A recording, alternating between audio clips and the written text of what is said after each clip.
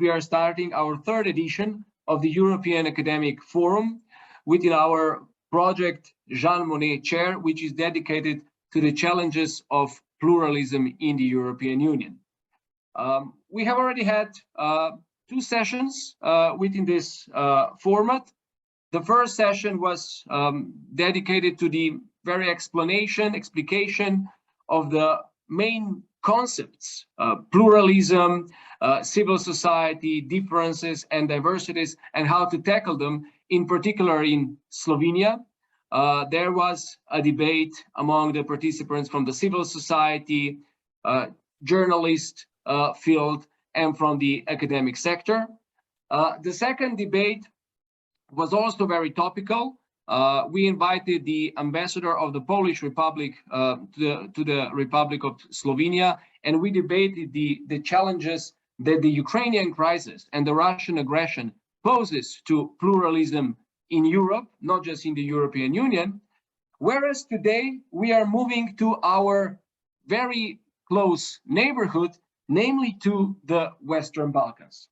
The title of today's academic forum is namely The Challenges of Pluralism in the Western Balkans. And we will begin with explaining what this notion of the Western Balkans actually stands for. And after that, we are going to look into the various challenges that the countries in the Western Balkans are faced with when it comes to the notion of pluralism. However, since we will have the brightest minds among us, we're not only going to talk about challenges, but hopefully we are also going to address some of the solutions. For that purpose, I have invited today 3 excellent guest speakers. As I've written in the invitation letter, these are really top scholars from the region, academics, but also practitioners. We could say human rights activists and public intellectuals from 2 countries, from Bosnia and Herzegovina and Serbia. So I'm pleased to welcome among us, first of all, Professor Dr. Violeta Beširević, then Professor Dr. Saša Gajin, and finally, Assistant Professor Dr. Damir Banović. Please allow me that I present the 3 speakers briefly. It is hard to present them briefly because their CV is so huge, but I will just touch upon the main achievements of the 3 individuals. Starting with Professor Beširević.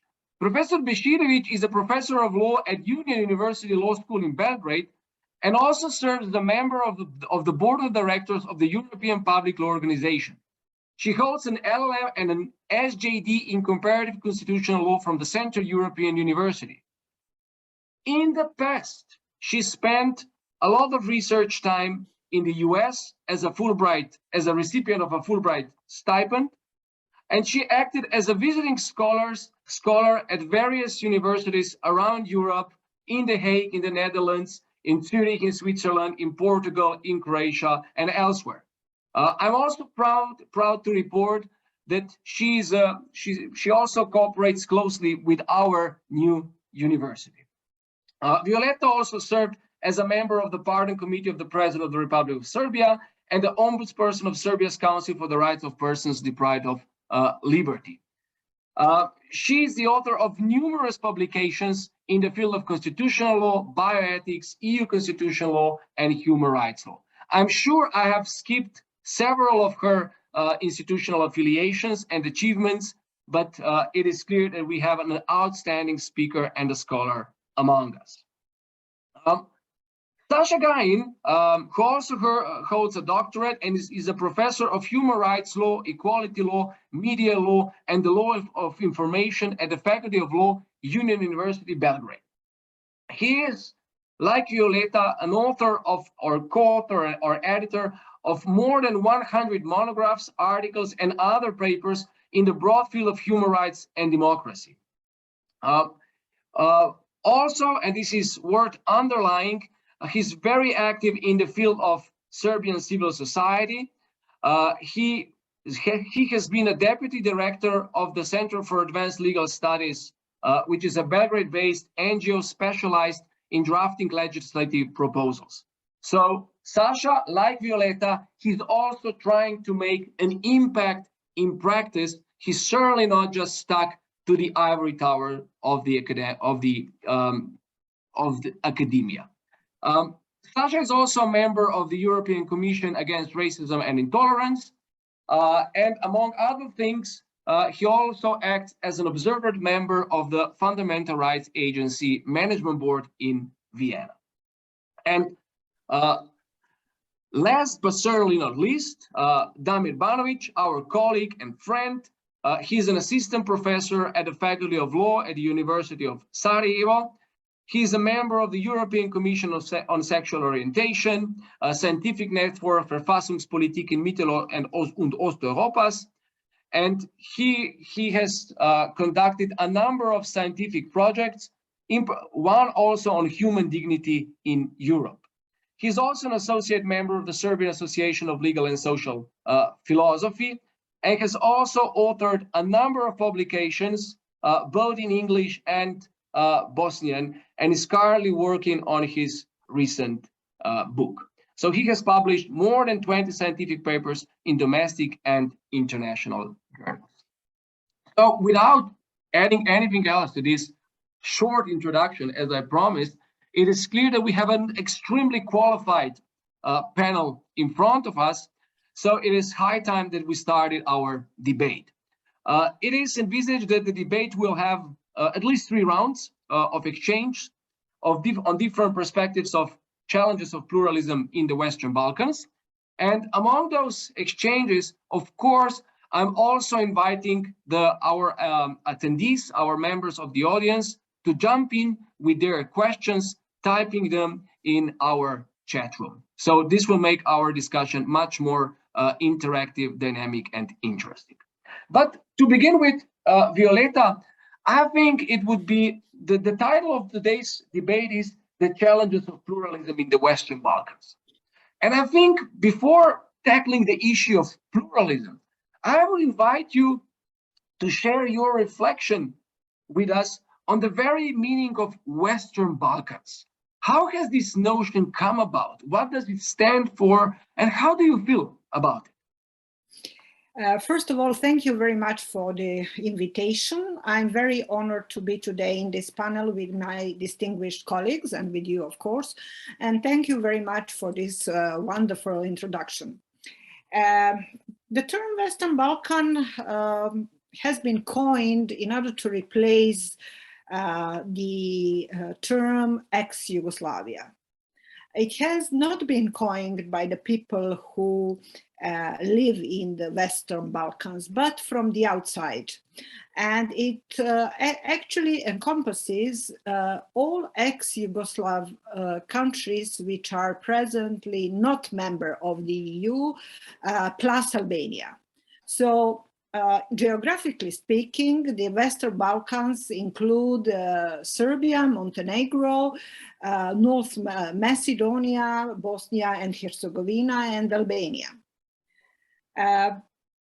I'm not very happy with this term because I don't know why we are ashamed today to speak about ex-Yugoslavia, and it seems to me that there is a kind of purposeful avoidance to even mention the existence of the former state. But things are like they are, so we are already get used to the term Western Balkans. And now, what are the challenges today? I think that the countries of the Western Balkans, and particularly Serbia, my country, are sharing the common challenges to pluralism, generally speaking.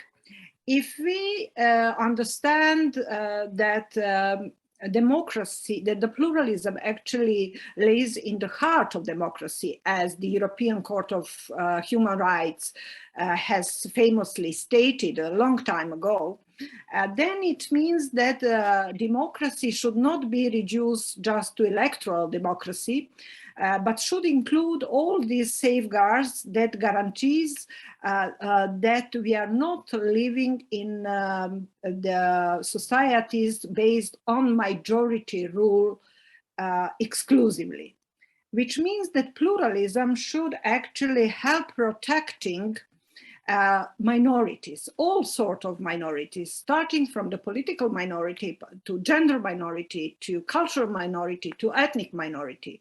This is actually what constitutional democracy should be based on. However, we are all aware that there is quite a long time that many countries, and not only the Western Balkan countries, are facing the challenges of populism. And that the populism is actually the big challenge today. And of course, now it is accompanied since recently with the war in Ukraine. But before the war in Ukraine, apart from the COVID-19 pandemic, which was not, of course, of the political sort, speaking in political terms, populism actually has been challenged the democracy, and in many countries we are witnessing democratic backsliding. If we want to compare, and I will stop there, the situation in Serbia, for example, with Hungary and Poland, it would be a very nice comparison. Why I'm saying that? Having in mind the report of varieties of democracy from 2021, and the varieties of democracy is the independent project of the Göteborg University, Poland turned from liberal democracy to electoral democracy, and Hungary turned from electoral democracy to electoral autocracy. For me, the same can be said regarding Serbia. I think that since 2012, when the Serbia got the new government and the present regime came to the power, we are facing the democratic backsliding. And we can speak later on what actually does it mean. Thank you, Violeta, for basically bringing two important points together. First of all, having explained the notion of the Western Balkans, and then already the main challenges that this part of the world faces in terms of pluralism. And also thank you for drawing the comparison with some other European countries. Now, Saša, what would you like to add to this? Do you share the same sentiments? Would you like to emphasize certain particular problems? Or maybe if Violeta has spent a little bit more time in explaining the notion of the Western Balkans, could you maybe for our audience explain how you understand the notion of pluralism before you begin explaining how this pluralism might be challenged in Serbia? Thank you very much, Matej, and good afternoon to everyone. I'm really glad that I'm able to participate in this panel. I would say that it is not too difficult to link pluralism with constitutional democracy. You might say that these two terms are of equal meaning. There is nothing more or nothing less if you compare that two words in the sense of their substance. What you can say as for democracy, constitutional democracy, you can also say for pluralism. But what is equally important is not only to understand the meaning of pluralism, but also the importance of the phenomenon. So how could we explain what is the purpose of constitutional democracy, or what is the purpose of pluralism? as far as I understand it, it is the democracy, the constitutional democracy itself is a tool for achieving a state in which all members of the community are equally free. That is the purpose of pluralism as well. So how could we enter that state in which all of us could say that we are equally free, that there is no first and second class of citizens? That should be a state in which no person should be more free than the other. So the point here is how to measure the level of freedom in the society. That is the challenge, theoretical challenge. I think that we might have two criterions for measuring the level of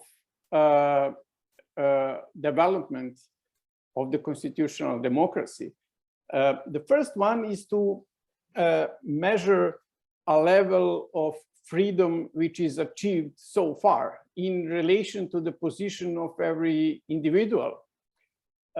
It shouldn't be too complicated. For instance, if you have a physical barrier preventing a person with disability to enter a public space, or if you have a guard in front of the public pool preventing a Roma to enter a pool, or if you have a legal system preventing gay couples from marrying each other or from entering a registered partnership, then in all these cases, you would say that we are still far away from the state of constitutional democracy, that we need to do something about that. On the other hand, we need to measure a level of development in terms of constitutional democracy in relation to the development of the participatory mechanisms which are available for persons who would like to address their own concerns, to accommodate their own needs.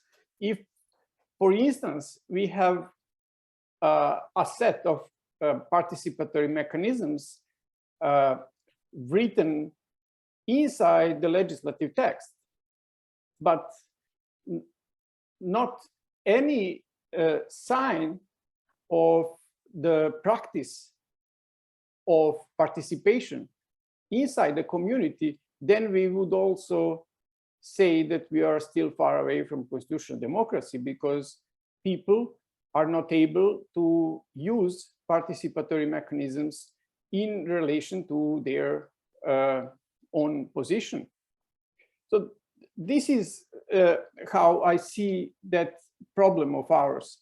We need to define very precisely how could we measure the achievement made so far. And then from that point, we might start our further story in terms of what are the challenges and what are the potential solutions to the problem we have. Indeed, and let's leave this for the second round. Thank you for this great conceptual clarification, the analytical approach. Indeed, I fully agree that the essence of constitutional democracy is to foster the equal freedom, as it were. And this equal freedom, I believe Damir would agree, because you have worked a lot on human dignity. This idea of equal freedom is derived directly from the idea of equal human dignity. Would you agree, Damir, with that? And would you argue that pluralism as such is inherent to the respect of human dignity? I mean, I don't see it any other way, I would say. Actually, I wrote, extensively more related to actually our case regarding the human dignity and how we actually should conceptualize this in regard of more or less to the Bosnian case. I mean, I also argue that in some sense collective bodies, for example, collectives in our case have some moral value or some kind of dignity, but actually the real barrier to human dignity should be individual. And one of the challenges in our case is actually this, we have plurality of collectives, but and their representation in the public sphere, but the problem is presentation or representation of individual in the public sphere. So I see this idea of human dignity as a nice conceptual framework in order to protect individual from the collectives, especially from the plurality of collectives in our case. But actually, like, if I can, I would add also some more general ideas on a pluralism. I mean, I understand this idea of pluralism as idea of competing ideas. So political sphere should be enabling these competing ideas to enter the public sphere. This can be also seen as a different ways of living or a different conception of goods. So how we conceptualize our life, or what do you think? What is the best way to live in the society? But I'm more interested, and then I'm gonna come back to this idea of human dignity, is this pluralism of identities.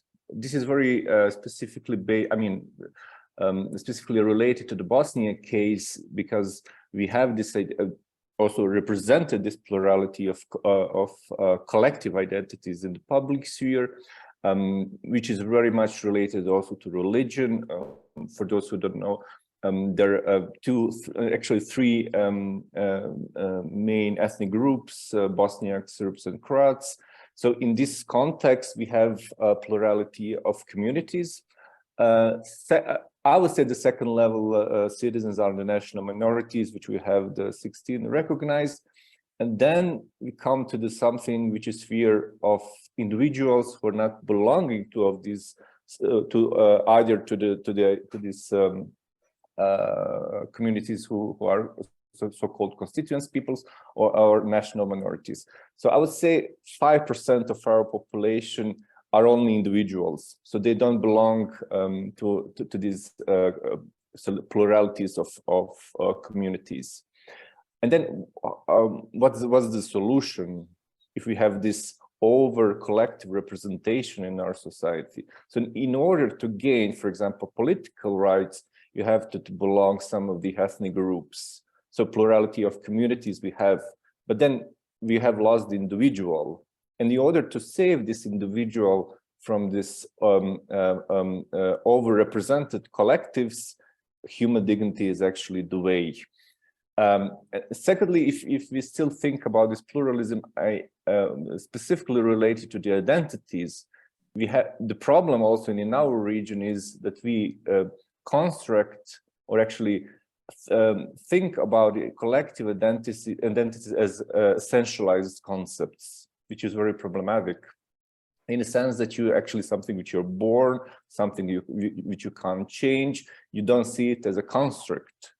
So in order both to save individuals in our region and to really have this real individual pluralism, we have to put this human dignity as a value to protect the individual, but also to understand this collective representation as a construction.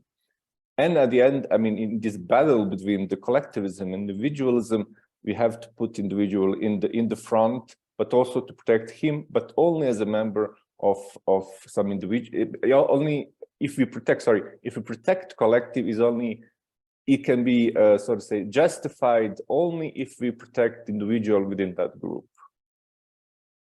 That is very interesting and quite distinctive of Bosnia. So I'd like to linger with that a little bit and continue the debate. So you mentioned, so typically when we could, this distinction between pluralism in a collective sense, like pluralism in terms of different ethnicities, and pluralism in terms of individual identities. How is that tension actually reflected in the actual everyday life? Are individuals in everyday life in Bosnia still first perceived as to which ethnicity they belong? Would you say that that's still the case? I would say that is the case. I mean, for example, if you say our last census, that was in 2000, I think 14 or 13, people actually were clarifying themselves through these ethnic categories, the collective categories. In general, I would say belonging to collectives is very important to individuals, but also the political sphere actually forces you to identify yourself as member of one of the three collectives. So in the sense, in the parts which is related to the state or public offices, ethnic identity is actually crucial in order to enter the public sphere. I would say, I mean, in everyday life, I think we have oases like city, maybe some parts of the city or parts of the state where you can actually live multi-level identity. So you can also be a member of ethnic group, but you're also a man, you're also a member of, I don't know, a sexual and gender minority group. So it's different if you see, I mean, if you're some kind of micro world, so to say. But in the public sphere, this clarification on the membership, is still important. And the political system is actually forcing you to identify yourself throughout these ethnic categories. So in order to gain support, for example, if I want to be a member of the Constitutional Court of Bosnia and Herzegovina, actually I can't be because I'm not a member of any of these major three ethnic groups. So in order to be a member, or actually to be considered as a member, as a constitutional judge, I have to think through these ethnic categories, actually to be member of one of these three major ethnic groups. But would you then say that this the pluralism of collective identities, does it overshadow the concerns related to pluralism of individual identities in terms of the access to the social sphere, in terms described by Saša, like, you know, different minorities, either disabled, sexual orientation, whatever, to have that status of being an equal author, equal member of the societies? Are then those let's say classical questions that maybe other European countries fight about somehow neglected? Definitely. I mean, I can't say anything. Definitely. First, you're a member of community, then member of some ethnic group or community, then you're a member of something else. So it maybe, I mean, on a lower level of governments, maybe not that much. But I would say if I need to generalize, I would say yes. Like collective identity has overshadowed the individual identity. Definitely. Violeta, how would you react to that? Does that come to you as a surprise? Would you draw? Is there anything similar also in Serbia? No, because Bosnia and Herzegovina is a unique type of society. It's constitutive democracy, you know, and from this fact, all the problems arise. And this is the Bosnia and Herzegovina is a product of the Dayton Peace Agreement. And the Dayton Peace Agreement and Bosnian Constitution has not been adopted to ensure the functioning of constitutional democracy, but to stop the war. And this is the difference. However, it does not mean that in Serbia we are the school example of democracy. On the contrary. I mean, what actually is now going on in Serbia for quite some time is the following paradox.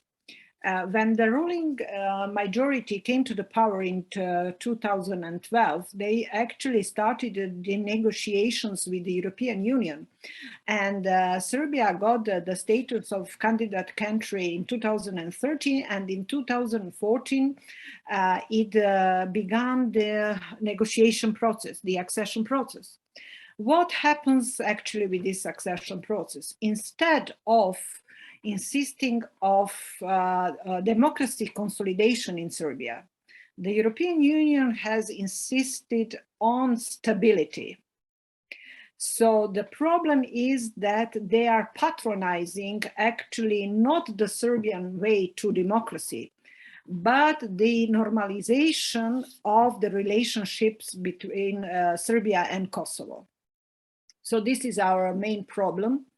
The EU for a long time has not paid enough attention. I am not saying that they didn't pay attention at all, but enough attention to democracy consolidation, to the respect of the separation of powers, to media freedom, to respect of human and minority rights. But instead of that, insisted of normalization and on talks between Pristina and Serbia.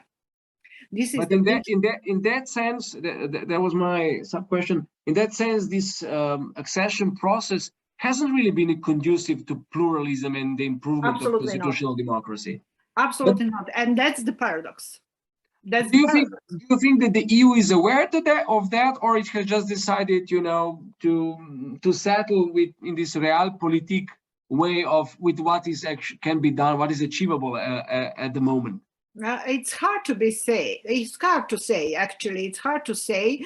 Everybody are speaking that the main person who insisted on that was the former Chancellor of Germany, Angela Merkel, that she actually forced this politics. But I'm not saying that the European Union is totally closes its eyes regarding the situation of democracy in Serbia. But I'm just saying that it's not their priority. The priority is stability, especially now with the war in Ukraine, when the Kosovo issue got a new dimension. So we are in Serbia, actually, all eyes are has been focused on Kosovo. And this actually gives our ruling party and our president to seize the power. And because how you feed the populism in Serbia is to say that the Kosovo, the main state interest is to protect Kosovo and to regain Kosovo into Serbian society. Everything else should be stopped, according to them. Yes, I wanted to come back to the point of populism that you already mentioned in your first intervention, and as you know very well, Jan Werner Müller defined populism as being really an antipode to pluralism. And for our audience, I think it would be interesting because you mentioned that since 2012, the Serbian democracy has been again on a downward course, and you know, impact upon by populism. Can you describe a little bit how that actually works? What would be the expressions of this populism in the Serbian politics and public life? Yes, but first of all, let me clarify that until 2000, Serbia was not a democratic state. We had the regime of Slobodan Milošević, which was typical authoritarian regime. But then we have the kind of emerging democracy. So we are not country of traditional democracy system. We were actually actually at the door of democracy. The democracy in Serbia is really very vulnerable. And then came the 2012. So how we reflect this policy? First of all, you know that one of the one of the claim of Mood is that the populists are wanting, they're actually pluralist because they claim that they should be at the power forever. This is actually what is happening to Serbia. We are democracy, emerging democracy is reduced to electoral democracy. We have elections non-stop going on, all sorts of elections. And even when the Serbia got the new government a month ago, the president already announced that the government will last only a year or two, and we will again have elections. So this claim, this anti-pluralist claim is very much present in the Serbian society. Second, there is also the claim from the President Vučić that he doesn't need any kind of intermediate between him and the people. So my colleague from the Belgrade University, Miodrag Jovanović, he is regularly giving his students the task to actually identify the violations of the constitution by the President Vučić on the daily basis. And he is completely right, because this is what actually happens. The last elections in Serbia were held in April, and we got the government 6 months after. Also, there was, at the very beginning, the results showed that there is the clear majority to make a coalition government. But he actually, and it was him that he announced who will be the minister in the new government, and not the new prime minister. So he actually claims that he doesn't need any kind of, he violates separation of powers, and he doesn't need free media. He doesn't need any kind of mechanisms which would guarantee the human rights and freedoms, because between him and so-called pure people, no one should stand. This is how he rules. Right. Saša, let me move to you and maybe descend from this high politics and political narratives and attempts of, populism, and go back to the point of equal freedom and this very essential access to the public sphere, to the acceptance of each and every individual, irrespective of his or her personal circumstances in the actual Serbian society. So how would you, would like to elucidate a couple of challenges that you also as a practitioners face in Serbia with regard to that access. We often hear here in the news, again, the Pride Parade was suspended, couldn't be organized, was then finally organized. So how would you say, what is the temper inside the Serbian society? Of course, there is an impact of this high politics on it as well. But inside the Serbian society, what is this perception of equal freedom and the readiness to ensure access to also the other individuals that are different? Thank you for this question. I would link it to the debate on a potential solution. But beforehand, I would like to express my opinion on the main challenge that we face in terms of developing constitutional democracy. And then when we define a main challenge, then we might discuss a potential solution to the problem. You mentioned Euro pride, and I would say something about that, but beforehand, I mean, let me just say that I think that the main challenge in terms of developing constitutional democracy in Serbia is the dominance of the executive over the whole society. The executive dominates over a political spectrum in terms of the other branches of the government, in terms of the territorial division of the power, political power. It dominates over academia, over business sector, over syndicates, over professional organizations. It dominates over the society. That's the challenge. So how could we prevent an executive from being so dominant, from radiating its own influence over all other aspects of the society? That's the point. That's the challenge.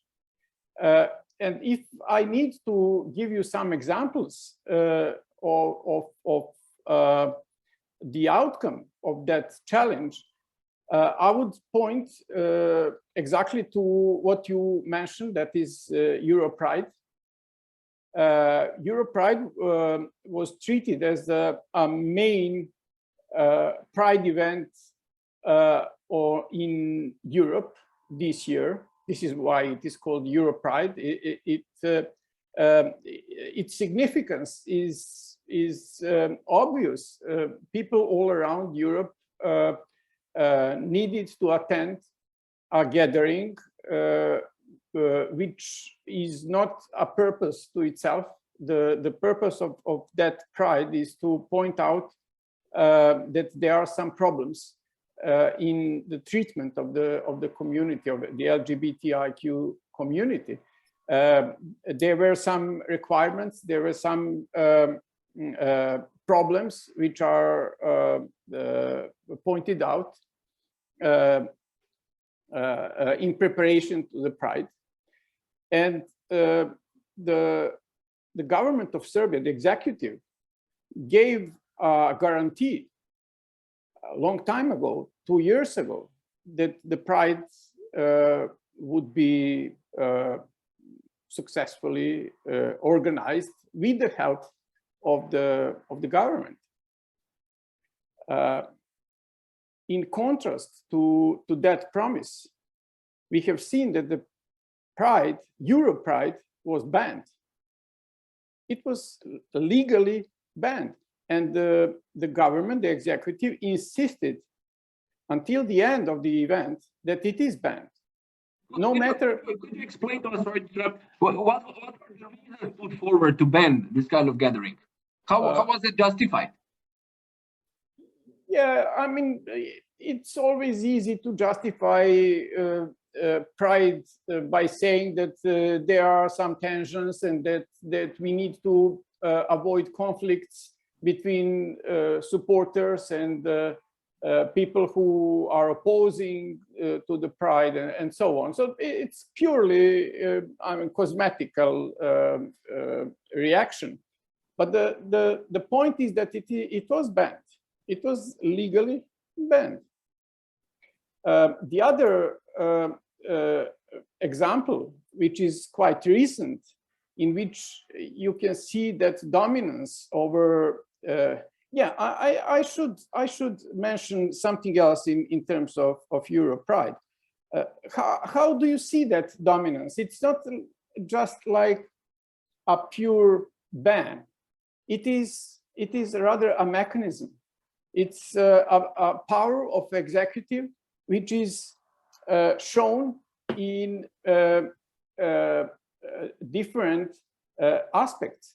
I have in front of me a front page of a Daily Informer saying that there is an LGBT war which was directed from Sweden in relation to Europride. And there is a picture of one of the main organizer of the Pride, which is Goran Miletić, pointing out that he is the one who started the war over the Pride in Serbia. And this is what is said by the gay activists. So the statement that there is a war on pride was said by the gay activists who were and are still working for the executives. So they are employed to say something like that. That is the example. So the other one, which I would like to mention, is the story on Creek. Creek is a media outlet which exists only on internet. Creek is a media outlet which confronts the topics of crime and corruption. Creek, I think a year ago, published a story which is related to the criminal proceeding against the members of the criminal group, domestic criminal group. And in one of the tapes, which are made secretly by the police, the members of the gang were describing, at that time he was a head of the intelligence service. Now he is Minister of Police, of Interior. So they described that gentleman as being paid by the gang for giving them the protection. Creek published the story on that issue. And then this very gentleman, who is said to be in connection to the gang, brought a case against the Creek magazine. And instead of protecting media freedom, which is a part of the concept of pluralism, the court said that the publication of that information was unlawful. So they published the information which was a part of the proceeding, a public proceeding. So they informed the public on what happened in the courtroom. And instead of protecting the media outlet, the court said that the publication of information was unlawful. So you see how deep is this dominance, or how omnipresent is this dominance of the executive over all the aspects of the society. That are the examples proving my thesis. Right, and yeah, and what you describe is the very lack of the prerequisite, basically, of political pluralism, and the pluralism in a democratic sense, so that it would be ensuring checks and balances. And once one achieves this state of total dominance by the executive, which is mashed up with all sorts of powers that are informal, and this translates into the judiciary, the very political pluralism is extinguished, and the issue of individual equal freedom, it's really set aside, because it's the very essence of the constitutional democracy is not functioning. I would pass the word now to Damir, unless Violeta, because this is maybe something that you would like to wrap up. Would you like to add anything to this? No, I think that Saša gave a pretty good picture on what's going on in Serbia. Unfortunately, this is the picture. Thank you. Damir, now to you. You already mentioned in conceptual terms, and some would say for some an abstract political dilemma between collective and individual identity, in collective pluralism and individual pluralism. But if you would need to follow up to this debate that we now heard, institutional, that rough political situation on the ground, what would you identify as the most current and the biggest threats or challenges to pluralism in the Bosnian democratic political and public environment? I wouldn't say that we have problems. I mean, it's very hard also to give a general answer, because we can't think of Bosnia-Herzegovina as a unique entity, because we are a federal state with 2 entities and then 1 entity further divided into 10 cantons. So we can say there are different pictures in different parts of the country.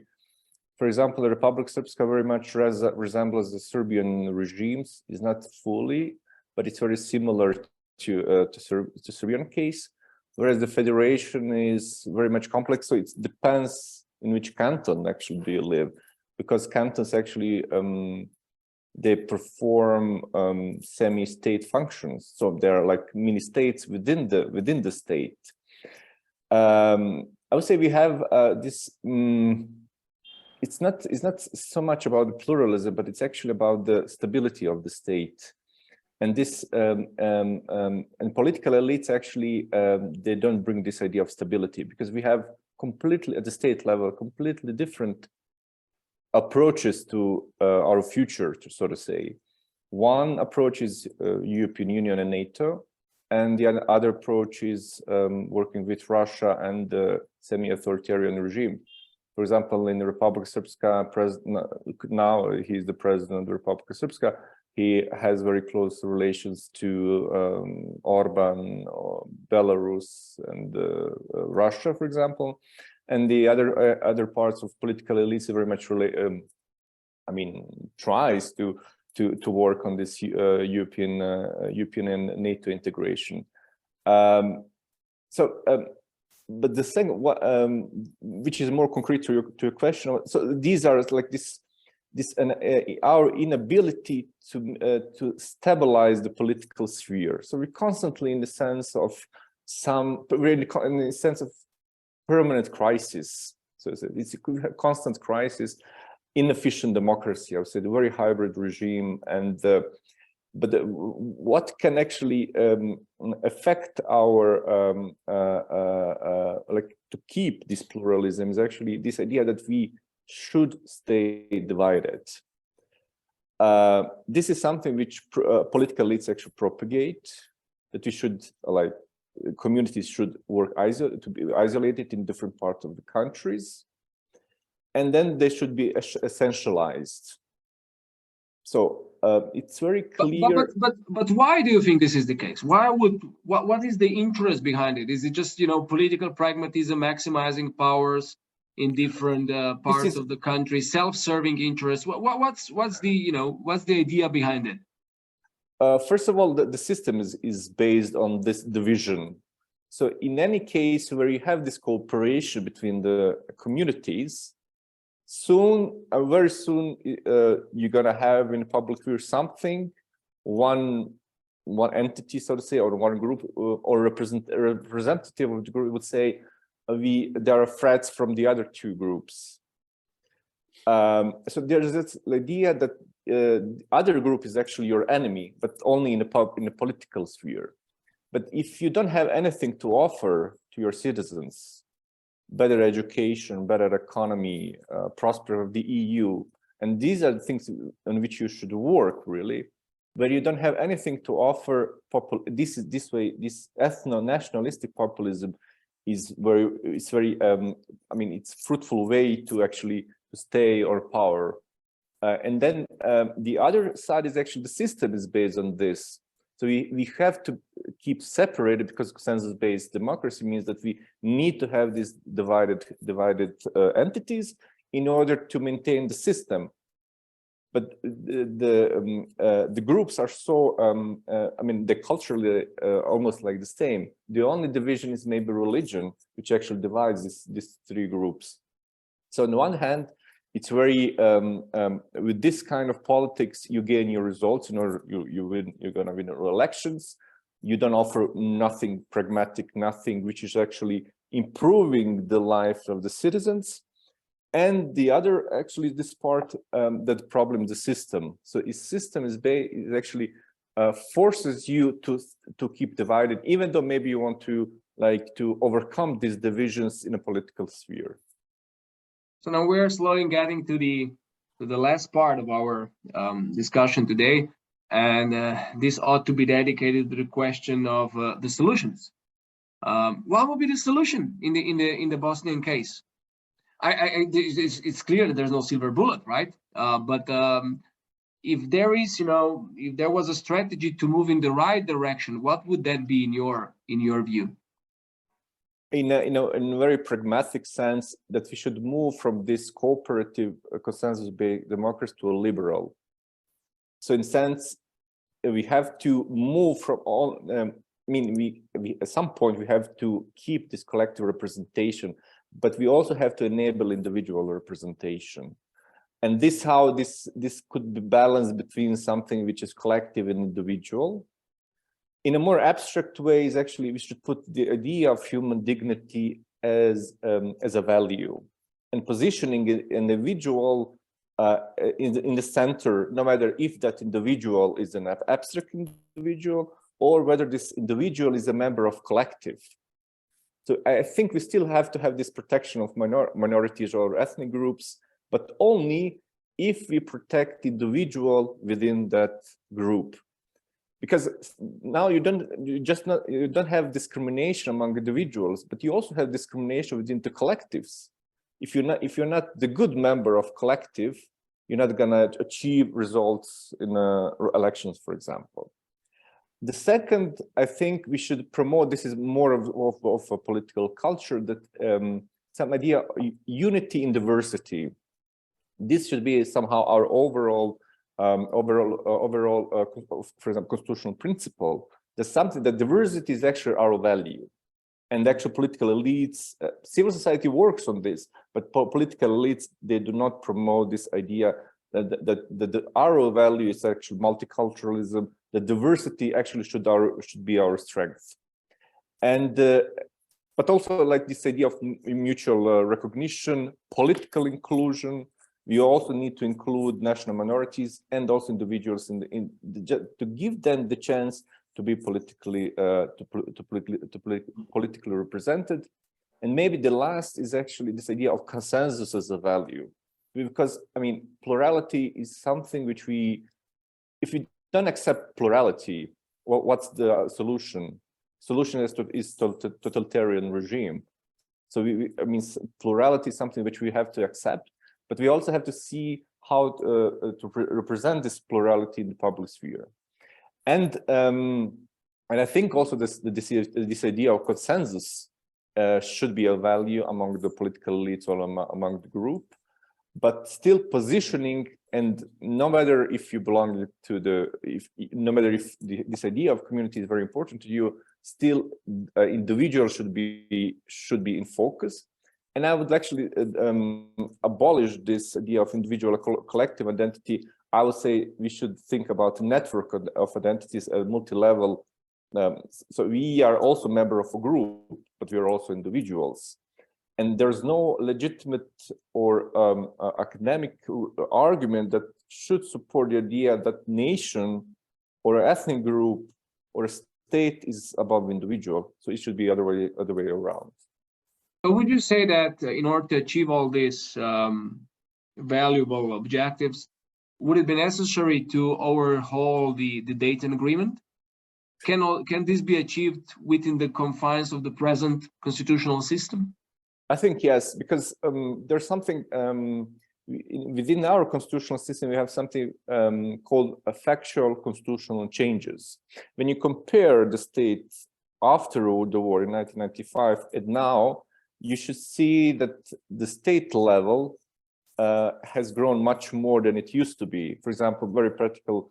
So after the war, we had only 3 ministers at state level. Now we have 9. and the whole administrative structure, constitutional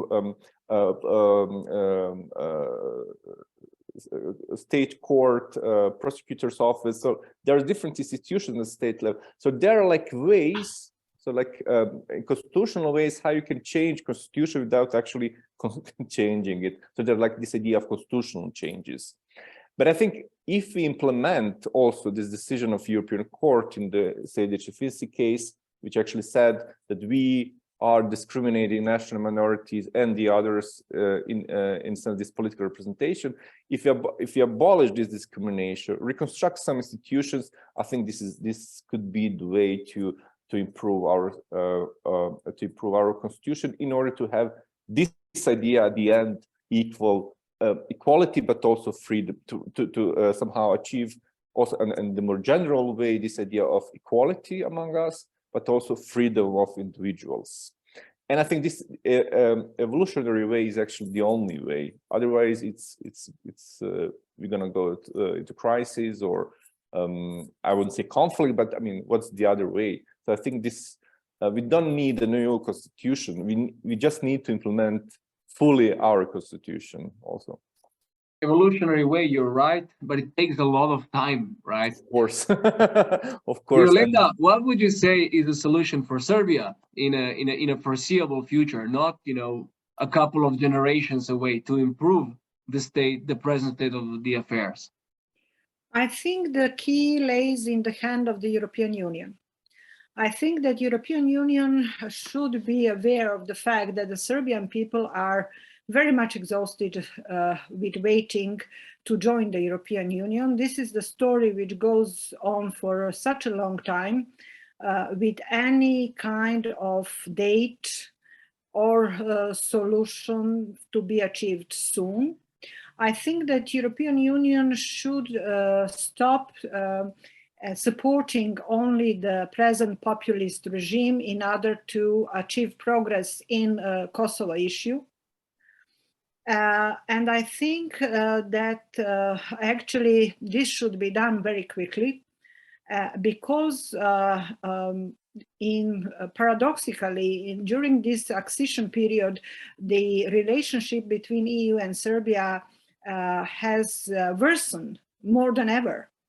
And the populist regime managed to turn the public in Serbia towards Russia more than towards European Union. This is pure manipulation, in order to stay on the power. So I assume there are actually the strategic planners within the European Union. They are seeing all of that.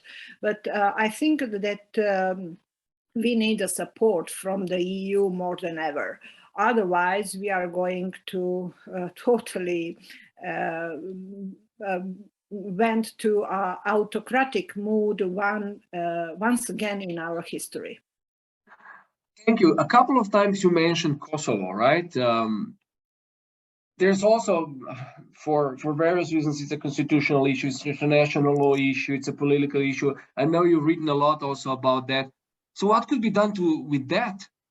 Because it seems that as the things currently stand, the Kosovo issue basically contributes to ossifying the existing state of affairs in political terms in Serbia. It feeds the existing regime. So what kind of a satisfactory solution could be found there?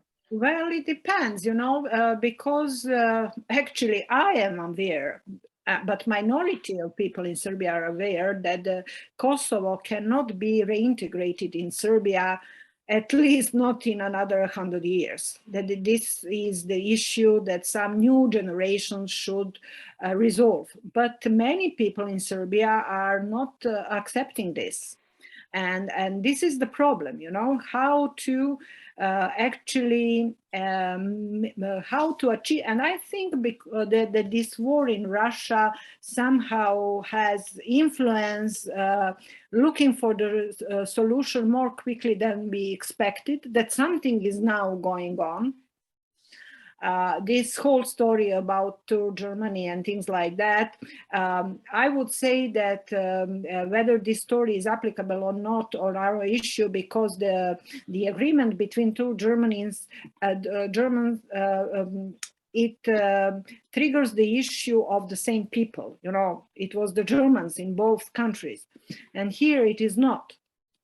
So the possible solution is somehow to European Union to give something to Serbia in order to somehow realize that this the Kosovo for the next considerable number of years will have a separate future.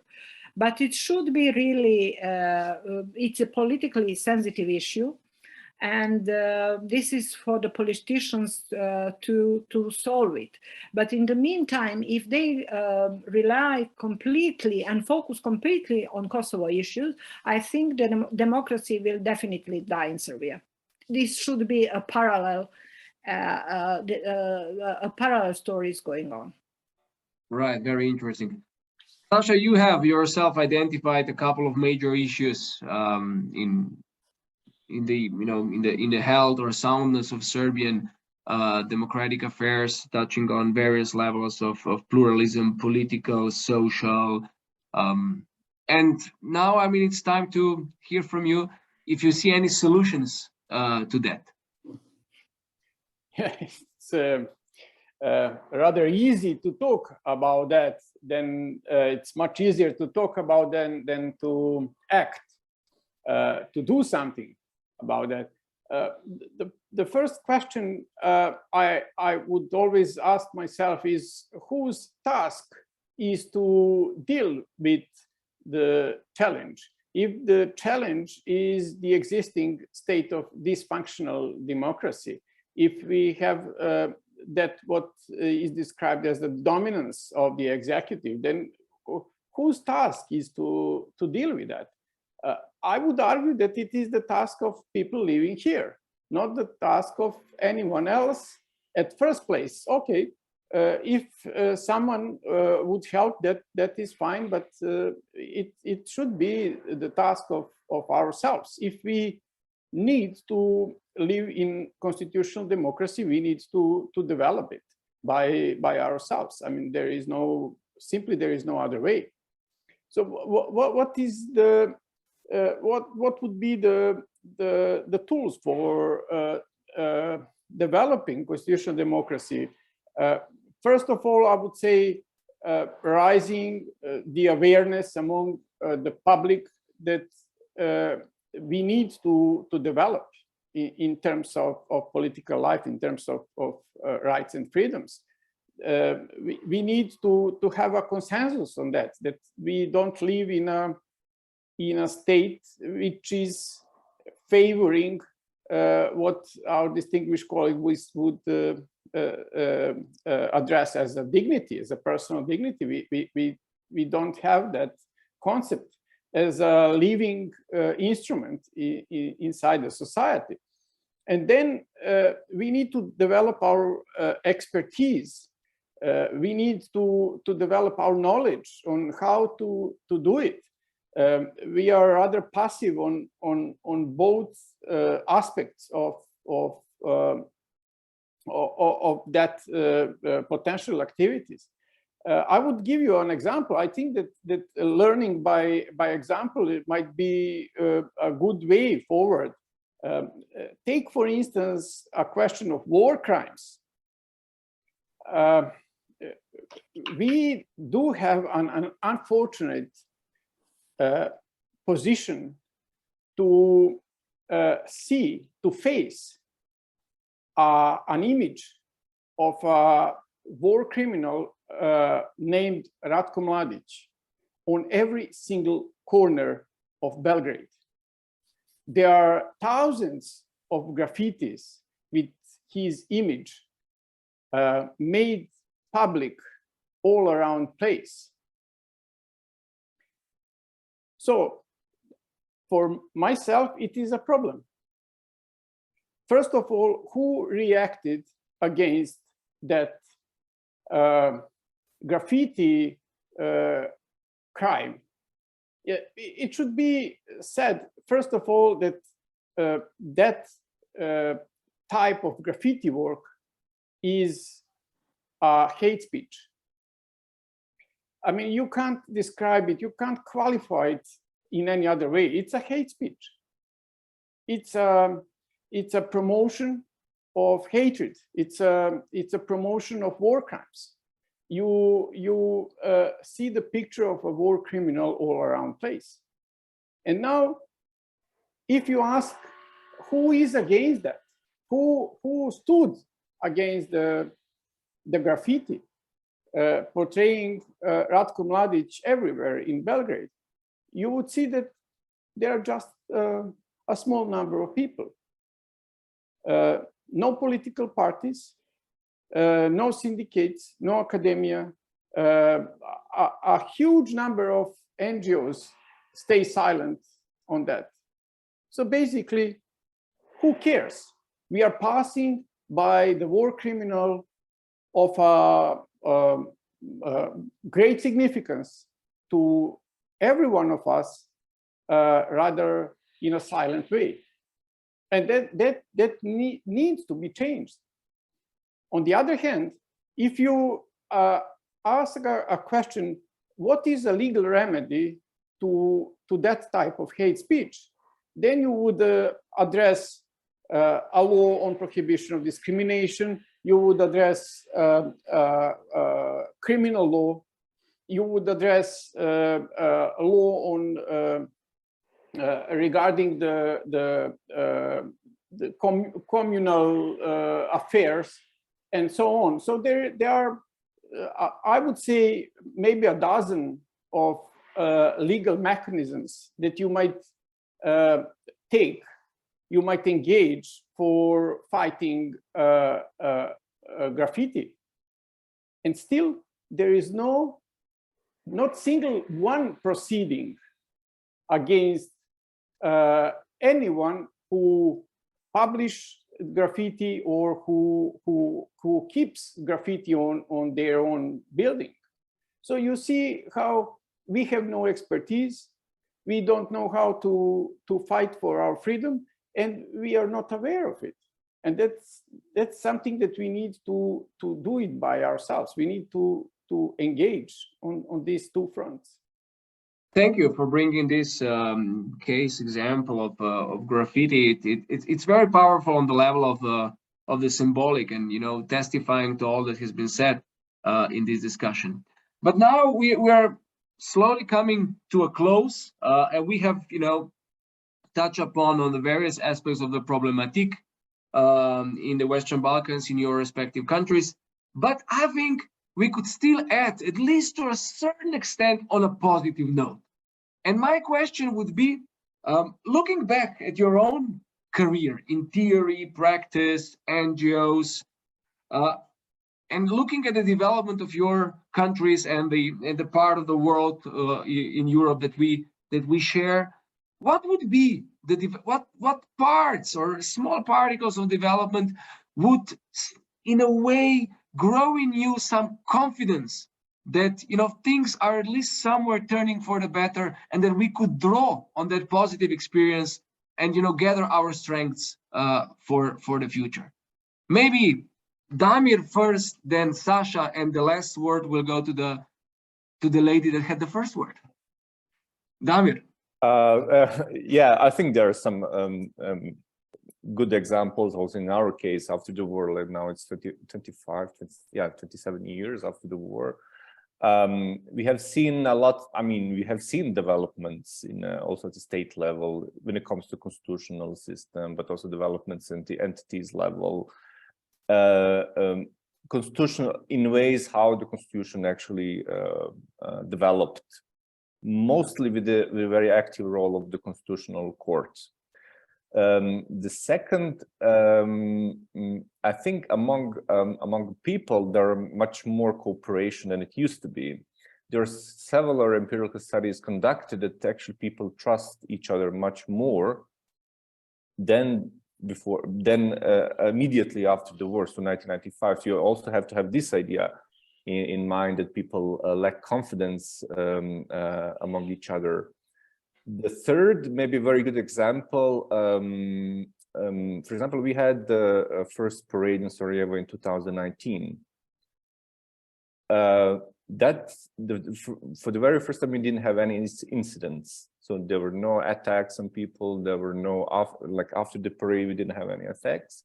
So now we had also this year, that was the fourth.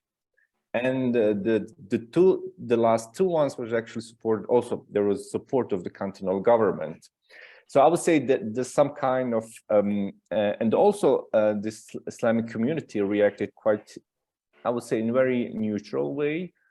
In a sense, this is against the religion norms, but pointing out a very important message that violence is against the God's will. So I think this is a good way to tolerate each other. So in a sense, there are some people who think that's a sin, but I'm not going to act this because we are living in a secular state.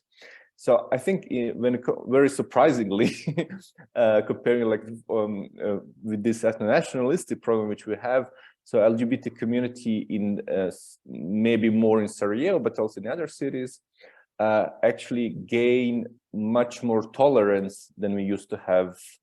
For example, 2008, that was the year when the queer festival was held. We had the violence, we had some attacks, and then in 2019, so 10 years after that, there was a huge support among the other people. There was also counter-protest.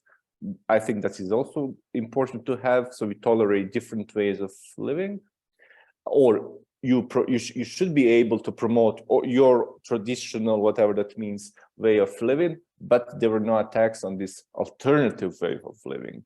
So, so these are the good examples.